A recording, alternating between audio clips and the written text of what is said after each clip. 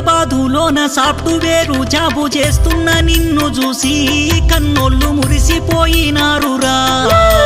First జీతమన్న తీసుకోలేదు పయనమైపోతివిరా, కన్నోళ్ళ కంటి శోకం చూడరా. ఇంటికెవరన్నా చుట్టాలు వస్తే మంచి మర్యాదలోనా ఏ లోటు రాకుండా చూస్తివిరా. బాబాయి రాఘవులు కొండపురమొస్తే కొండంత ప్రేమ చూపి ఇప్పుడు కానరావైతివేరా. ఊరు అడుగుతుంది వాడ అడుగుతుంది ఎక్కడెళ్ళిపోయినవో వంశీ దుఃఖమాగాకున్నదో.